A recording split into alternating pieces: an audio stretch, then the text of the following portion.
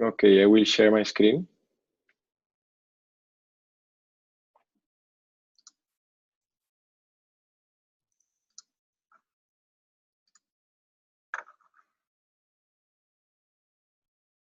Okay. Oh, good. Hello, everyone. I hope you can hear me. I'm very sorry for a short delay. So my name is Sergey Morozov. I am a radiologist and the president of the European Society of Medical Imaging Informatics. I hope everything works fine now, and everybody's hearing me. So it's my great pleasure today to, first of all, to introduce my co-moderators, Daniel Pinto dos Santos and Nadia Pyatigorskaya, who are members of the board of the European Society of Medical Imaging Informatics, and Paola Rinaldi, our Chief Marketing Officer and Director of Marketing. She's also online. So today we have very special topic, and Angel Alberich-Bayarri from La Fe Hospital, from Biomedical Imaging Research Group from Valencia is online, and he has a great talk on how to transform images into meaningful data through artificial intelligence and imaging biomarkers. Angel is doing a lot as an entrepreneur. He's working impressively to bring research developments into the clinical practice. And I think his startup, his company, is one of the best examples on the market, on the developing market of services of artificial intelligence for imaging analysis, but not only for imaging. And I think Angel will speak a lot tonight about how to make data usable and how to work not only on image analysis, but on the workflow optimization, and how to create services for the developers of artificial intelligence services.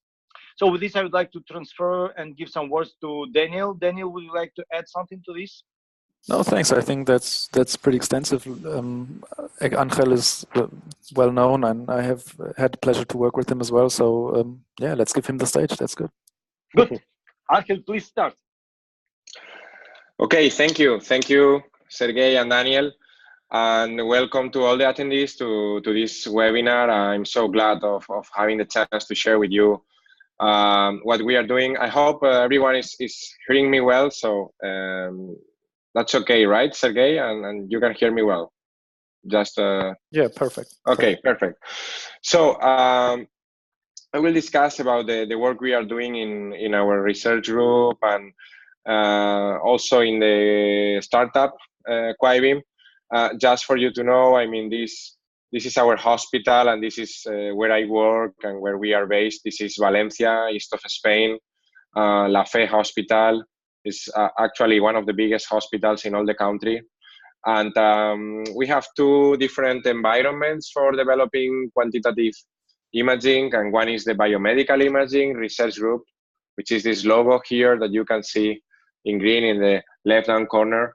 And QUIBIM is the startup company, which actually is co-shared by the hospital also. So we are using QUIBIM to bring to market the developments of the research group, right? So the main topic for me today was trying to first introduce more or less what we understand for providing value to the radiological routine. Also the steps to meaningfulness and how we understand that we have to integrate quantitative image analysis within hospitals. Also how we decided to implement that, and finally some topics for open discussion that are also topics that we are currently managing nowadays and trying, and are also our concerns as of now. So it will be great to share them with you. So one of the first, let's say, statements I wanted to say is that the current information systems are not allowing us to manage image annotations, segmentation masks, quantitative imaging, also structure reporting. So if we go, for example, to most of the PAC systems, workstations from vendors, we have to work independently in any place trying to manage all this information, for example, at our own. If we do, for example, extraction of the volumetry of tumors using a workstation, And we do that for our 100 cases per year. What will happen is that unless we create an Excel file, there is no way to perform a quantitative data exploitation in the PAC systems, neither in the workstation. So I think that's one of the bottlenecks of quantitative imaging expansion, and therefore AI also in clinical routine.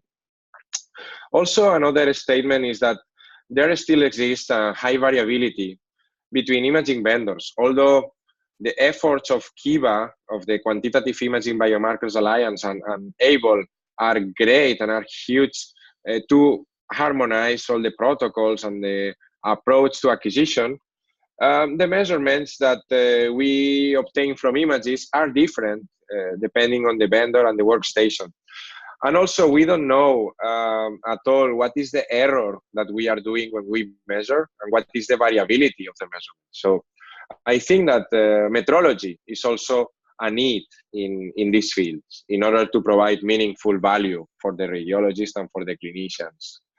And also AI, that is nowadays, I would say, was one of the most relevant topics in all the radiological discussions. It seems that it's usually proposed as a solution for everything. It's in hype as of now, but we have realized that it's really efficient only when designed to solve highly specific problems. So when we try to open the scope of AI, we are failing, and we have noticed it in recent works developed by the Stanford people, and also using kind of imaging data banks like the open by the NIH, in the terms of chest X-ray. But later we will discuss on that. So what are the challenges of AI and quantitative imaging solutions in medicine? We understand that the main challenge and the most important one is to be objective and reproducible, first of all. So we need to have methods that work always the same way and that can be trusted and that we use them to quantify the properties. We understand that we have to quantify, not only use AI tools to support, but to provide this support in a way of measurements, because we understand that we have to measure the images. Also, they have to provide efficacy in the evaluation of the disease, and not only the disease, but also treatments. They must be cost efficient also. And finally, they have to provide surrogate results, or at least close to the clinical endpoints. That's when we fulfill all of these different areas, we understand that we have, let's say, a well-designed or a value in terms of quantitative imaging, biomarkers, and AI in the field of radiology. So regarding the meaningfulness, we understand, and the definition of meaningfulness is that the quality of having a great value or significance. So I think that every time, and I'm speaking as an engineer right now, every time we think in how to develop new pipelines, how to develop new algorithms, we should think in how to develop these solutions in order to provide the most significant value to the radiologist. And this is something I think that I have incorporated in my DNA, because from my very beginning, I have shared the reading rooms with the radiologists. I've been always developing tools, helping them, not trying to substitute them. And I think that's the way to do the things, and trying to provide value to the current clinical routine. Regarding how can we do that, I think in order to create real meaningfulness and therefore provide value, we have to convert ideas to value. And in order to translate these ideas to value, some time ago, we published this stepwise development or stepwise strategy for the extraction of quantitative information. And this is the one we are following in our research group for years. And I think this is a strategy of success, and doing it, step by step, and trying to cover all the topics that minimize the uncertainty in the quantification from images. The first approach is what we call the proof of concept, to have clear the idea, what we are trying to solve, what is the clinical problem we are solving. A question could be, for example, how can we predict relapse in a specific tumor, right? And what are the biological mechanisms underlying the relapse? This could be the clinical question. And then in the proof of mechanism, we would provide what would be the theoretical imaging biomarkers that we could extract to approach to that question. Then we enter a really interesting phase, which is I would say the technical phase, the image acquisition. How should we acquire? How can we optimize the protocols? Also the image processing, the image analysis tasks, and finally the measurements, right? And once we have this technical development or technical pipeline, then we move to evaluate that in healthy patients or a very specific population, and to evaluate, for example, age bias or gender bias or sorry, other kind of bias to the biomarker. And finally, we analyze the efficacy and effectiveness, and we create a structured report. And once we arrive to the end of the chain, we say that we are providing value. Actually, this stepwise method is the one supported also by the European Society of Radiology in the statement on the stepwise development of imaging biomarkers. So for those of you that want to have a look on it, so I highly recommend it. So extracting this technical part, we understand that there are 4 main steps that we have to, let's say, address to minimize the uncertainty when we extract information from images. These 4 steps are the image acquisition optimization, the image processing, the image analysis, and finally the interpretation. And also, nowadays, there is a kind of advanced interpretation of the information using radiomics. And we know that all of these sections, or all of these steps, can be addressed by artificial intelligence. We have already understood that artificial intelligence can be used almost for everything. We only have to define specific problems. We can use AI to optimize image acquisition protocols. We can use AI to do automatic processes like segmentation tasks. We can use AI for analysis. And also we can use AI for automated interpretation of images. So I think that instead of putting AI as the focus, we should think on AI as an irradiation method to all the steps of image analysis workflows. And because of this, we decide to take it carefully. And the approach of our group and the approach of the company that we lead is that AI is not the focus, but the tool to optimize our workflows when needed. And this is very important because we do not want to establish AI as a tool that we have to use, but we establish AI as an optional tool when we need to optimize something. If we find that AI or machine learning as the specific technique, and even more specific, deep learning, is the technique we have to use. For example, when we have to solve a problem of cord fitting, and this method is faster and it's easier than the standard one, then we will use it. But we will not consider AI as the main goal, but a tool. I wouldn't hire today an engineer that has no AI skills. I think that's a must, and that's part of our life, okay? So regarding each one of the steps, I think that one of the most relevant aspects is that in the acquisition part, we have to worry on an aspect that, as of now, it has not been really present in, I would say, in image acquisition, and it's metrology.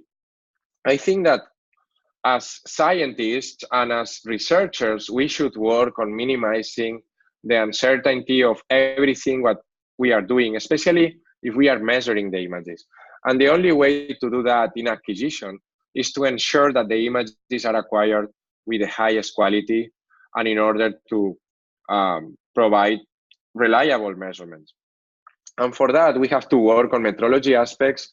And for sure, the strategy of our group is for every time we are involved in a research project, every time we are involved in a validation, we are calibrating all the imaging biomarkers that we quantify with the specific phantom. For example, in the case of CT, since mainly we are relying in Hounsfield units, we calibrate every machine with specific phantoms. These are our providers. For the CT phantom on the left, it's from Leeds test instruments, and for the MR phantom, we have a T1 and T2 different probes, and it's for the same provider also.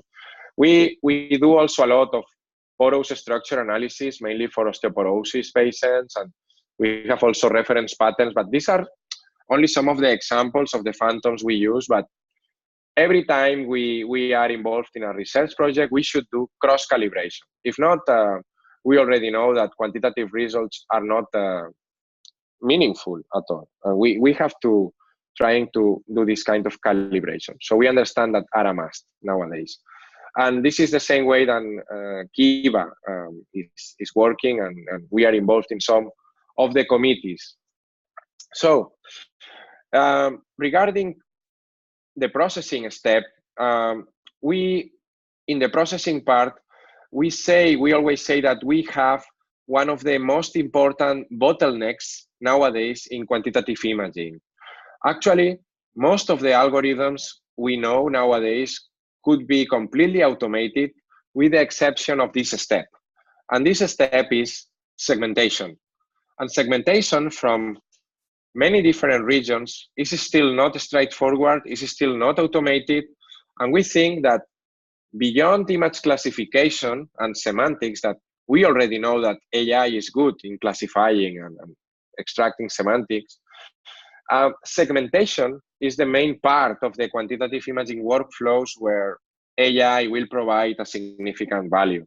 And for example, in our group, this is I would say the step where we are 90% deploying the AI algorithms, because here they are really providing an advantage. And in order to introduce that, actually, the most extended method of AI nowadays is the neural networks approach. As we know, neural networks are a computing model. Although it was inspired by the biological neural networks at the beginning, nowadays there is some discussion on whether we should forget on doing an analogy of the brain and the neurons with the neural networks, because we are discovering that the function of the brain is much more complex than this model of neural networks that we have as of now. The key elements of this model are the input layers, the hidden layers, and the output layers, and also the connections. So what we will do is, as you know, once we have input data and output data, so input data can be, for example, a set of images, a set of prostate images, and the output layer could be what pixels of those images are prostate and what pixels of those images are not prostate. So for creating this kind of networks, we need to tune the different connections that are the weights. And for that, we need training data and a lot of annotated or labeled data. A very specific neural network is convolutional neural network. That is the mainly used for imaging, as you know. The CNNs or convolutional neural networks demonstrated a high performance in 2012 in one of the ImageNet contests. And since then, they have been growingly applied in the field of radiology. They have demonstrated an outstanding performance in computer vision. They have also some key elements. They have the convolutional layers, they have pooling layers and fully connected layers. And in addition to fully connected weights, also the filters that we apply to the images, I would say image filters, are learned during training. So when we are training the networks, the different features of the image are automatically learned. So that's what it makes these kind of networks as a black box, and therefore looking from outside, we don't really understand what were the features that the network learned. But we can create and we can reconstruct afterwards the main let's say, regions that the algorithm identify. This is one of the examples of use of neural networks. This is an automated prostate segmentation method developed in our group. For this approach, we used 50 cases. You see that this is a low number of cases. For these cases, we had automated segmentation. In blue, you can find the true positive. That's the correct segmentation. In red, it's the false positive. That's our algorithm segmented this region and it was not actually prostate. And in green, it's the places where we have been too conservative according to the real segmentation. You can see that only with 50 cases and testing in previously unseen studies, and this was trained with 49 cases. And this is an example of the segmentation on one of those cases, and on the remaining case, on the 50, how it is providing also successful results. And also in the liver, using a similar approach on the fast field echo T1 sequences post-contrast, that are the ones with the highest resolution in liver MR acquisitions. It's providing also satisfactory results. Not excellent, but actually satisfactory, work in progress. And we are working, as many other groups, in these automated methods for segmentation of the liver, which is one of the main bottlenecks for diagnostic, automated quantitative analysis of liver properties. The next step is the analysis. And for the analysis, we are concerned on extracting as many features of images as we can. And in this field, we will agree that we can extract all, I would say, size properties, shape, intensity, textures, and function. And especially in the radiomics research line, this has become more and more important. So after using advanced AI solutions like segmentation, we can extract different properties, no? And this is how we do, for example, with diffusion and perfusion, doing the registration of both data sets to the original data sets or the anatomical data sets of the T2. And then once we do that, we can combine all the information, for example, in a bidimensional map, in order to detect automatically what are the clusters or the malignant clusters in the image. So Angel, can I just interrupt you? There's been some questions from the audience. Okay. They have asked if, did you test your segmentations ex vitro in animals, for example, or in phantoms with known geometries? Yes, we already did the segmentation, for example, in animals. We have here in the research group, I would say, a program with rats. So we have, for example, applied this technique in automated rat or brain segmentation, and it's working properly. I would say that the benefit of these techniques is that once you have the network for segmentation, and this network is based in UNet, you can apply it in any, I would say, segmentation problem, right? And we are kind of fine-tuning, but it's working properly. Yeah. So if I understood you correctly, you mentioned that you're using a UNet type of architecture. Yes. There was another question, if you could just briefly talk about the software and the packages you're using to do that, if you can disclose that. Yes, absolutely.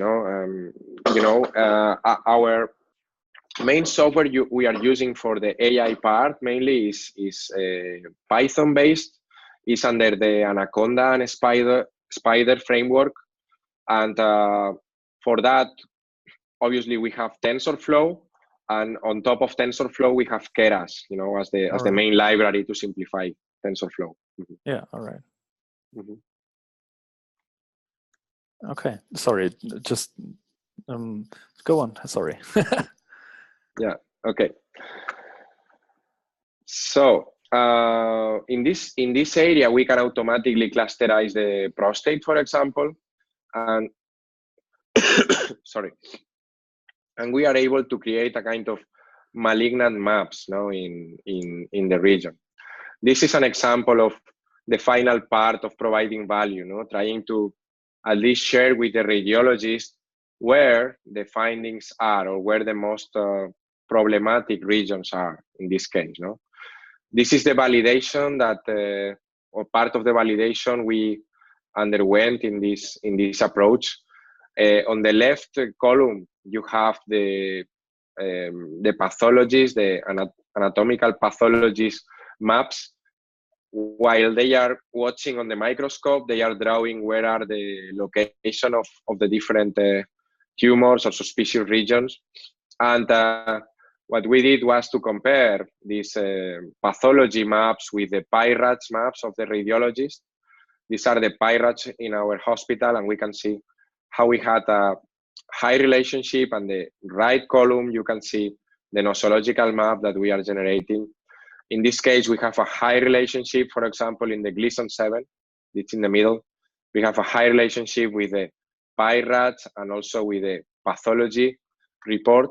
Even it has also a higher extension than the PIRATS one detected, and the pathology, it's more related with the pathology one.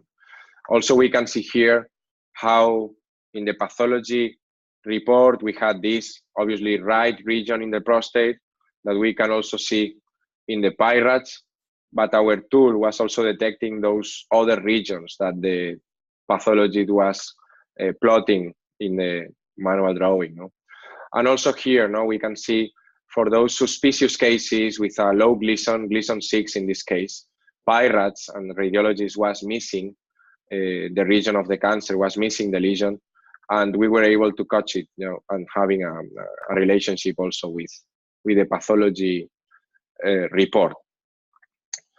So more or less to close on the steps to meaningfulness, I think that as of now we have been discussing on a patient-specific basis, but our aim is how can we massively analyze all the information that we obtain from a group of patients. And for this, I think that we already know that the radiomics approach is a growing one.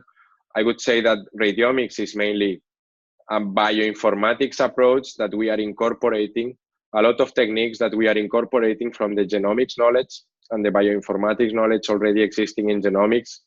And we are discovering very, very interesting tools from the genomics part that we are applying more and more in the radiomics part. So I expect, let's say, a common bioinformatics approach, both to radiology and genetics, right? Because in the end, in radiomics, beyond the feature extraction, that's the texture analysis and all the function properties extraction and size and so on, we have on top of that the bioinformatics techniques. And one of the most frequently used technique is the evaluation of the correlation of the variables. The first step is the data reduction.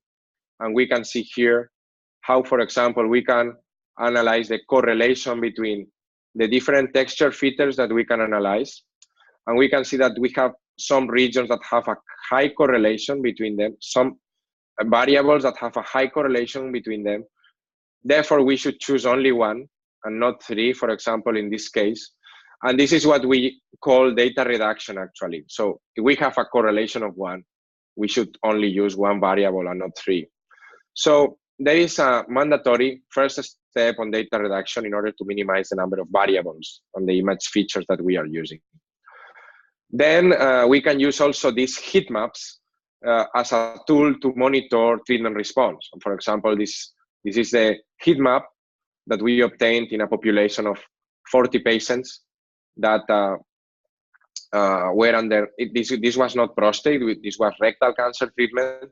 And we can see the difference on the heat map between baseline and follow-up, where we can see some correlation differences. No? That means that at least the relationships between the image features change from baseline to treatment. And this helped us to identify, for example, some variables that were relevant. And we finally detected some, for example, highly important variables like the fractal dimension, 2D, that was able to, at baseline, predict what patients would relapse and what patients not relapse. So that was one of the methods to extract meaningful information also from population. Because afterwards, once we detect this fractal dimension, we can apply the fractal dimension to a single patient. So that's a conclusion we extracted from population and applied to a single patient. Angel, can I just ask you just one more question before you move on to the next step? Yeah. So there was a question by Sanjay. I hope I did that correctly now. He was asking if there is any like GitHub repository that you're maintaining where they could have a look at some parts of the code or the implementation in TensorFlow and stuff. Actually, not in GitHub. I mean, obviously we are using GitHub, but the repository is private.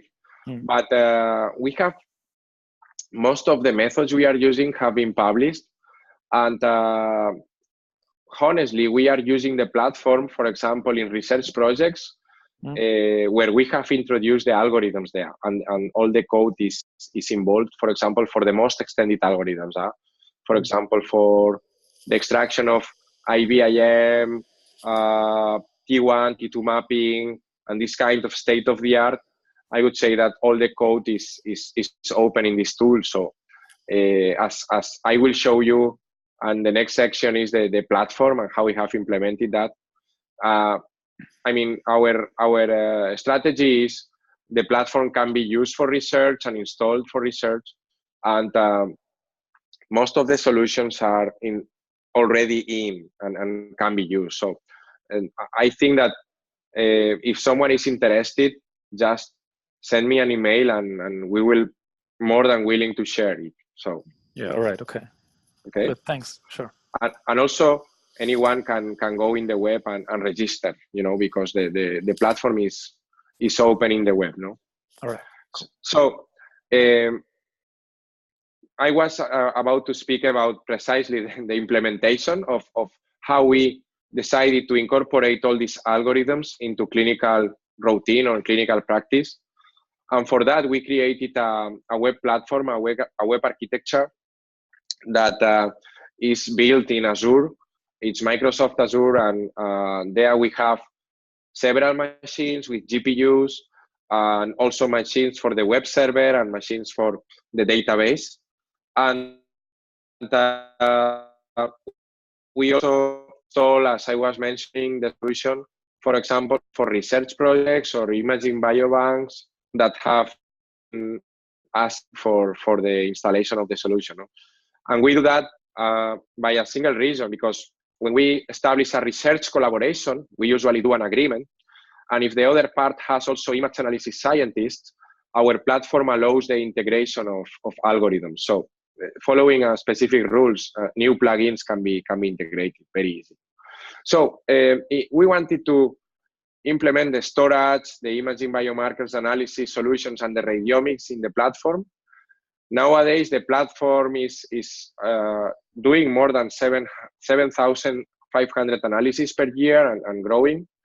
We have more than 250 registered users. Among them, we have radiologists, engineers, and also biomedical imaging researchers. These are some screenshots on the interface to upload new studies, and also on the different plugins that we have for the analysis of oncology, MSK, or whatever.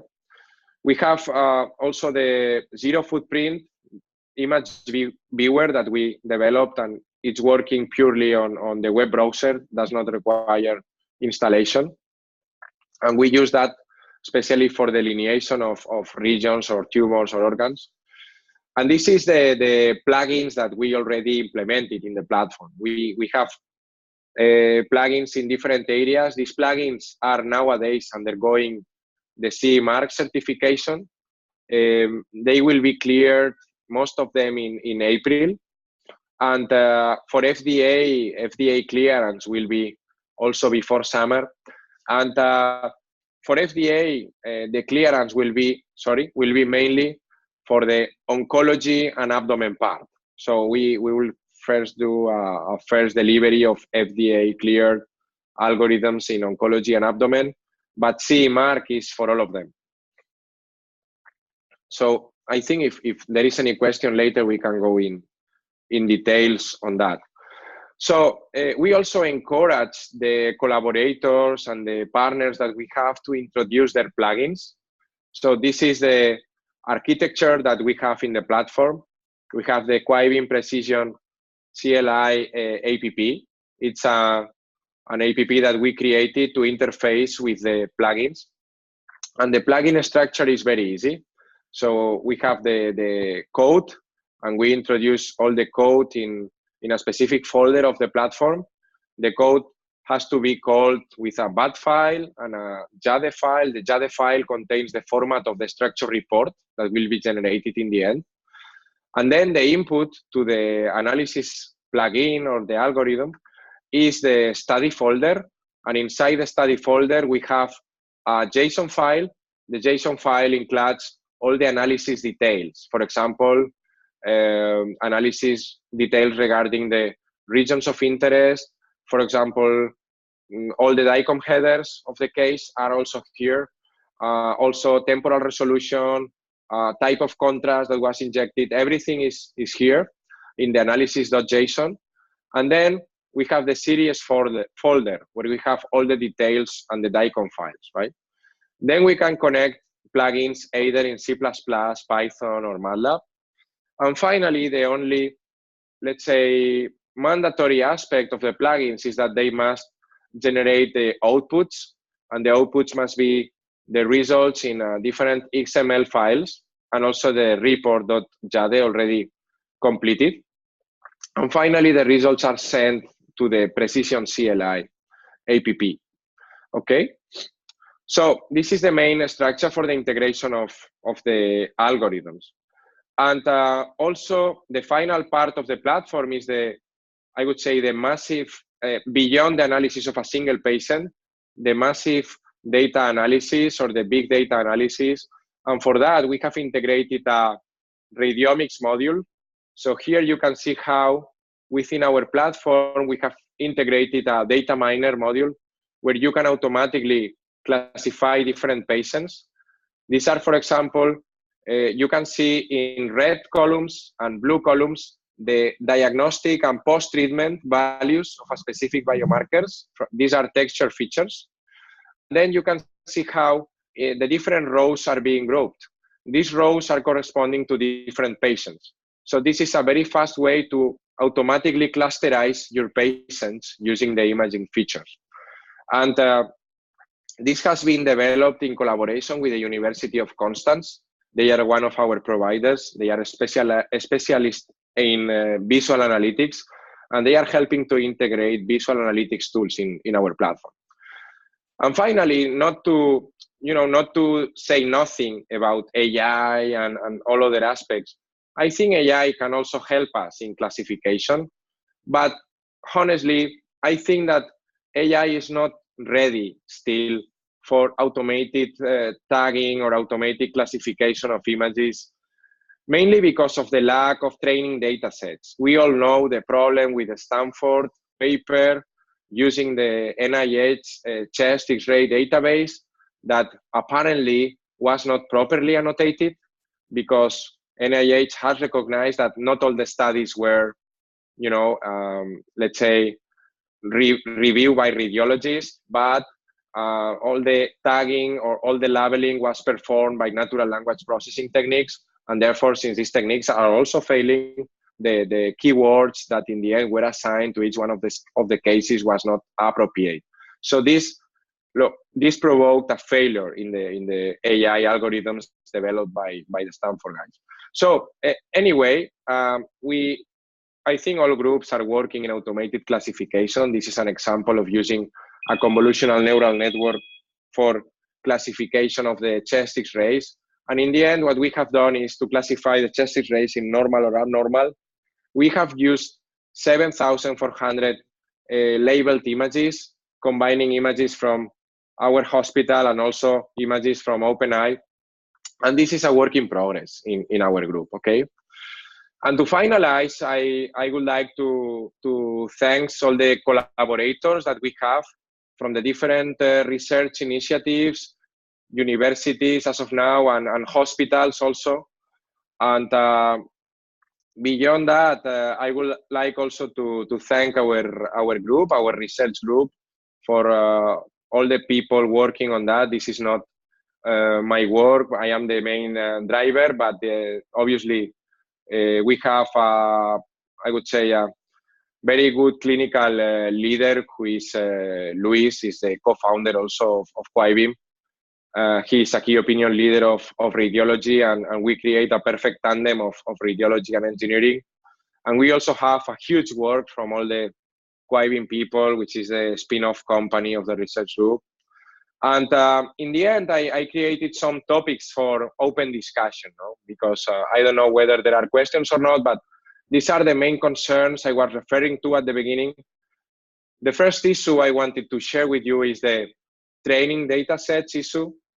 So one of the concerns we have is how can we stimulate and encourage the participation of experts in AI and in the segmentation and classification tasks? Should we involve them in publications, meetings? Is it not enough? Do we need to pay a fee, and do we need to pay the annotations? Will radiologists accept fees for not reporting but annotating cases? Also, how can we break the data silos? So nowadays, one of the problems with the training data sets is that we still have silos in the data, but we also start to have experiences in building new biobanks, and this platform that I showed to you is nowadays being used in the Valencia La Fe and Neurobioimaging Valencia node, also in the Parenchyma COST, which is a kidney MR research project with more than 20 countries involved. And also it's progressively being used in the Italian Biobank, led by Emanuele Neri. And the final concern is how can we integrate these solutions in hospitals? And I think that radiologists are nowadays guessing if they have to buy all the startup solutions. Is this one option? Or should we integrate these kind of solutions from startups through big players? I mean, do we have to integrate our algorithms within Siemens, within Philips, within GE, within TerraRecon? We, in our group, we have already done some of these agreements with the big players, but I just wanted to share is this the way to go, or the way is to buy all the startup solutions? And well, this was my final slide. So first of all, I would like to thank the chance to present our work here, and more than open to discussion. Okay. All right, very nice presentation. Thank you very much, Angel. Maybe you could go just back to the last slide to the questions, so we'll have them in mind. But there was one question from the audience that was like very advanced question. But like, do you think that these generative adversarial networks that everybody's talking about now, is that a way to bridge the scarcity of medical data? I mean, we have used GAN networks nowadays, and I would say that the use of these adversarial networks, if we have, for example, a dice coefficient of 0.85, it's not providing us more than, I would say, a 5% of gain in terms of effectiveness in the segmentation, right? So I would say that the first step we do before using GAN is simple data augmentation. For example, once we have a data set, we create the same data set, but with a specific random filters or with a specific random rotations. Sure. I think that's a very first step. And then we can use GAN, right? But GAN, we have also the risk of generating, data that's far beyond reality. And we are, as of now, we are starting and scratching the surface of GAN. But the first approach is not to use it extensively, but to use it when we need it. Mm-hmm. So there's another question here. So if anybody is interested in using AI in dentistry, this is a very specific question. So do you have any advice on where to start? In dentistry? Yeah, well, AI in general, probably that's so the person that asking the question is a maxillofacial radiologist. Okay. Well, we have several developments on that. No, one of them is, well, most of them are focused on the, let's say, bone characterization of the maxillofacial trabecular bone structures, and especially for implants planning, mainly because we are, for example, planning whether an implant can be placed in a specific region or not according to the trabecular substrate, right? So for that, for example, one of our ideas was to take advantage of all the automated or all the segmentations that the dentist scan that is embedded in the different scanners, and these are already solutions provided by the main manufacturers. Yeah, but maybe, sorry, maybe I understood the question differently. Like, if someone would want to start with AI, like say for a classification question or segmentation even, is there any tools that you would advise them to use? I mean, obviously Python and TensorFlow is already been mentioned. Would you say that is a good starting point, or is there any more abstract level where a radiologist would have an easier approach to using AI? No, I think that the usual way is to first annotate the cases, but I don't see the real need to do a manual annotation because cases have been historically annotated by the CT softwares that we already have in the CTs. So that means we could take that information, but in any case, case annotation is mandatory. This annotation can be done with any software, SEC, 3D, ITK-Snap, and whatever. And then once we have this annotation, we have to move to the training phase, and we have to see, we have the balanced training data sets, depending on the question that we want to solve. And then I would use the landmarks, especially, I don't know the specific application, but it's teeth location, for example. We need to define landmarks. If it's bigger region of interest, we will work with bounding boxes. And for that, we need training. And training is TensorFlow, Keras, and then after that, testing the network with new cases, right?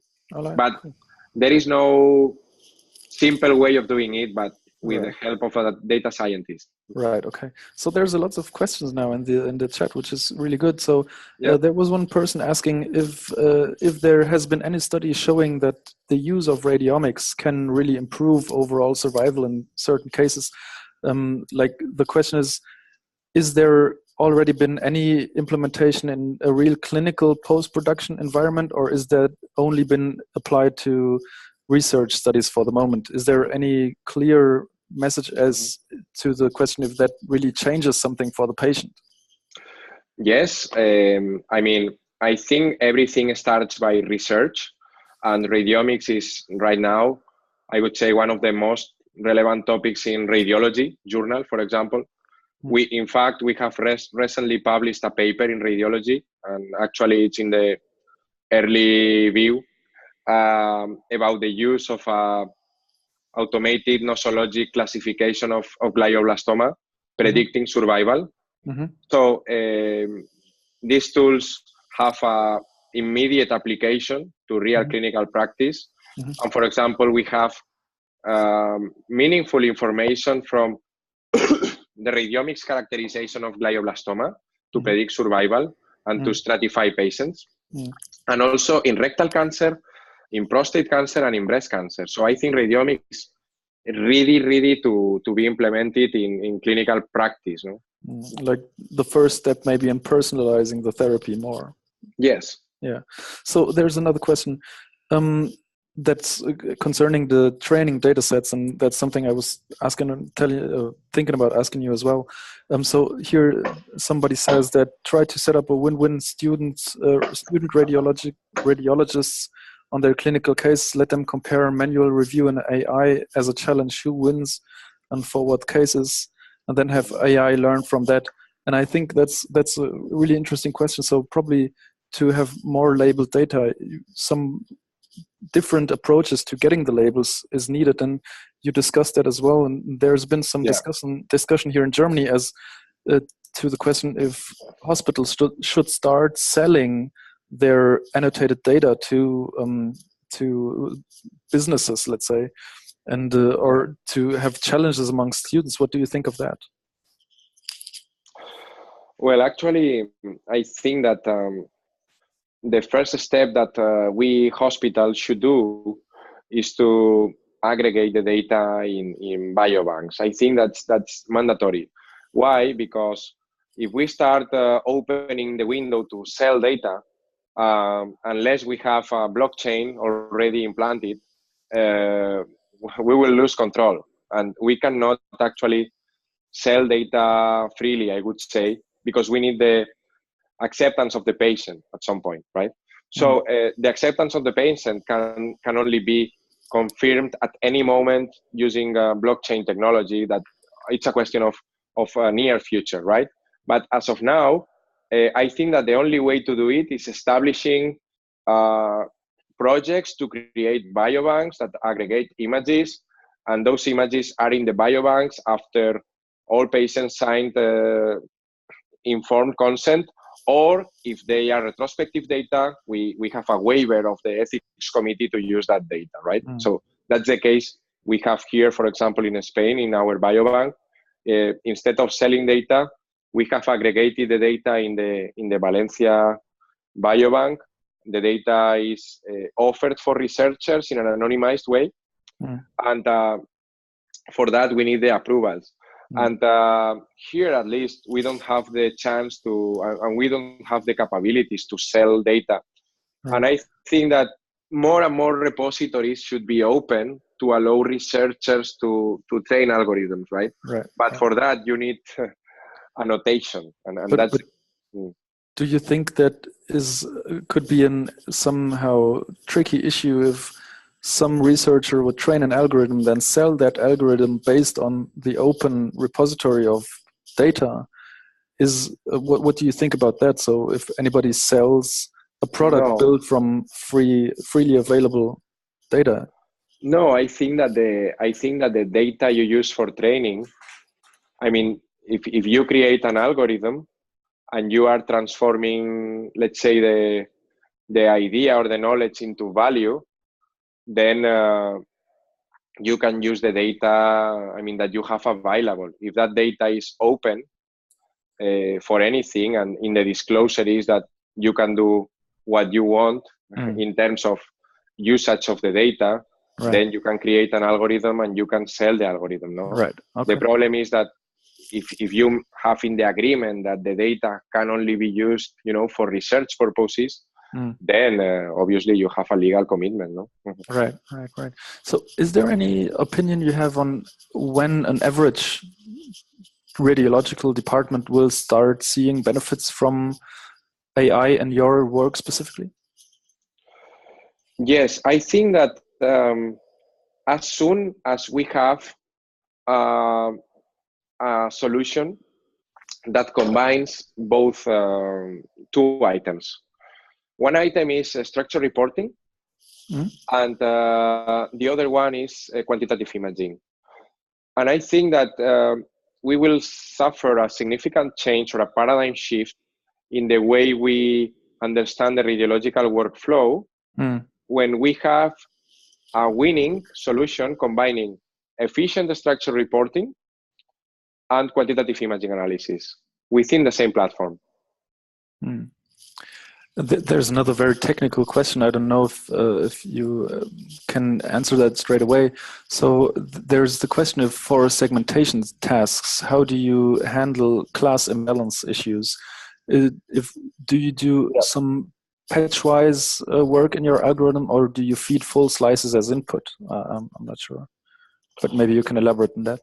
Yeah, I mean, when we have class imbalance, what we always prefer to do is we always decide to minimize the volume of the class where we have more data.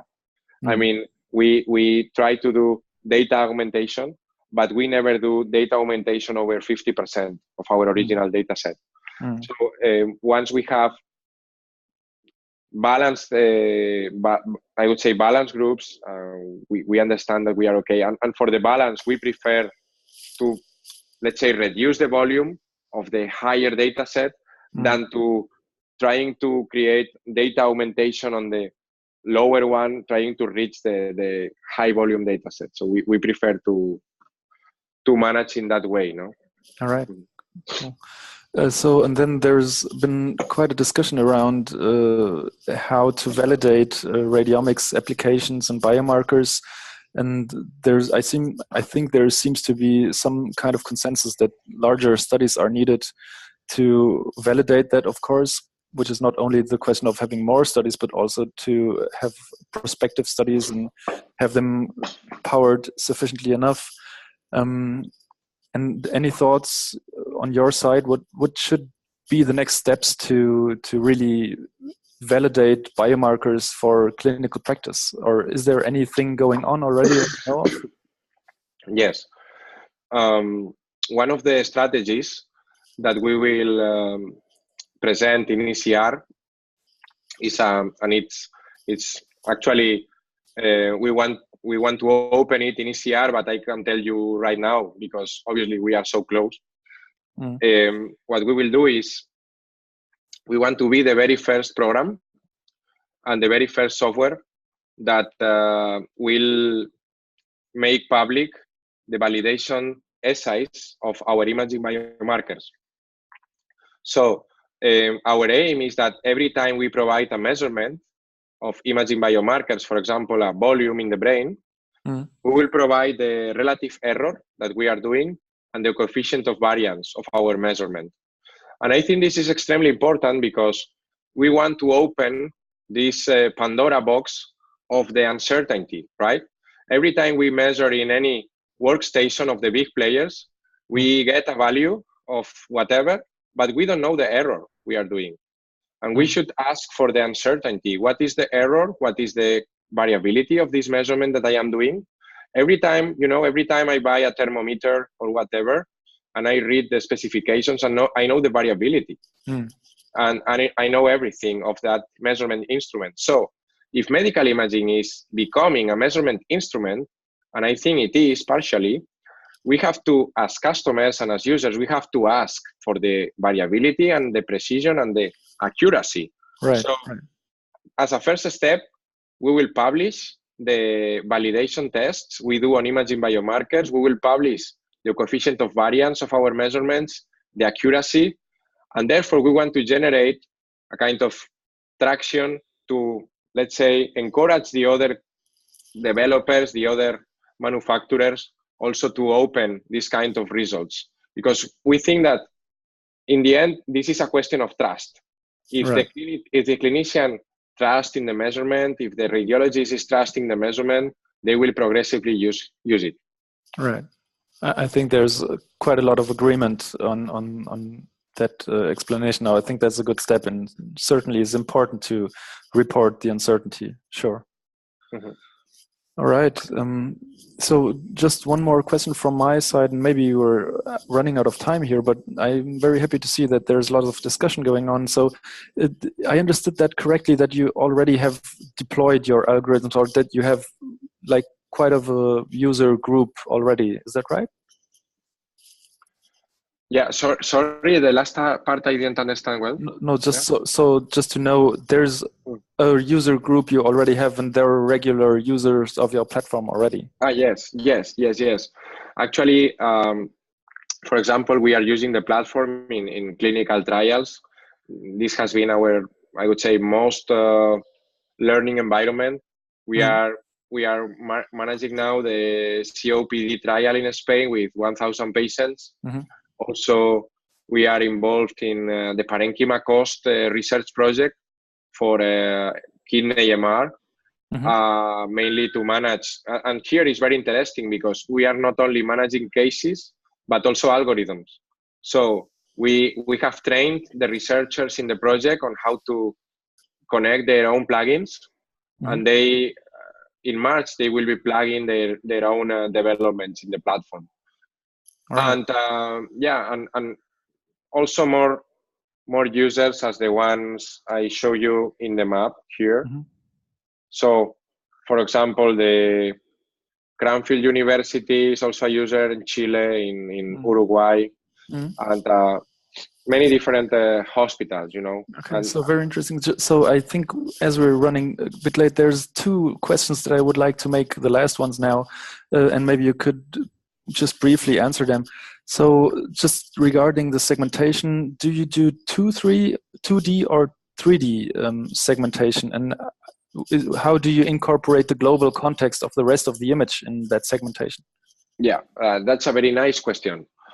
For the prostate segmentation, it's actually 2D, but we are about to launch a method that's 3D based.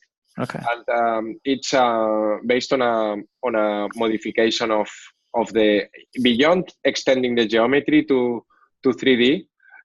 We have also included some conditions on the bounding boxes that we have, and this comes from our experience in developing an algorithm using decision forests that we developed for vertebrae detection and segmentation, and we are incorporating this technique also in other regions.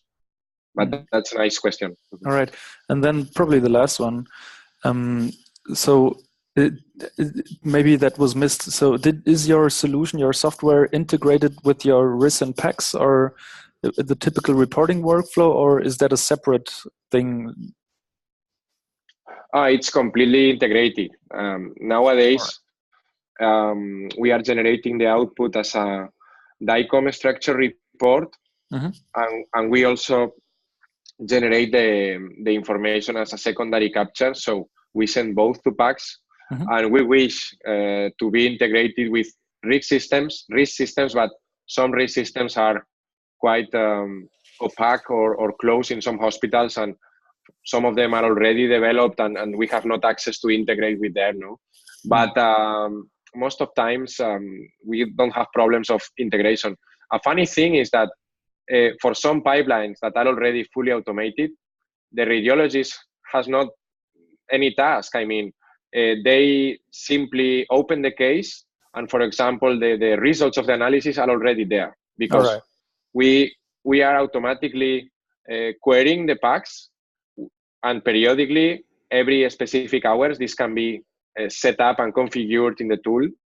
Then the cases are automatically developed or are automatically deployed in our platform. They are analyzed according to a specific rules that we do in the installation. And then once the case is analyzed, the results go back to the PACS again. So we only require radiologist interaction, for example, where there is a need for expert annotation. For example, nowadays it's very difficult for us to do a rectal cancer automated segmentation, right? And for that, we need the interaction of the radiologist with the tool. Then they have to enter the platform, delineate the tumor, and just continue in the analysis. All right. Cool. So thank you very much. Sergey, is there any questions from you? I would like just to say thank you very much, Angel. This is fabulous presentation. So I enjoyed every moment of the presentation, and I think our participants are happy about this amount of information that we got from you. So thank you for sharing. Thank you for sharing some insights on what's gonna happen during ECR, and I would like to thank all the participants, and I would like to welcome everybody to ECR and to the booth of EUSOMII. Please join European Society of Medical Imaging Informatics. Please join next webinars, and please join the meetings that we'll have. First one will be on the 21st of April, but it will be in Dutch in the Netherlands. And then we will announce other EUSOMII academies and annual meeting in 2018. So thanks to all of you, and see you next time. Great. Thanks. And if there's any open questions, probably Angel is happy to answer them by email. Yes, absolutely. All right. Daniel, thank you for moderating and for having all the questions online. All right. Thank you. Bye-bye, everybody. Bye-bye. Bye. Thank you. Thank you. Bye. Thank you. Great.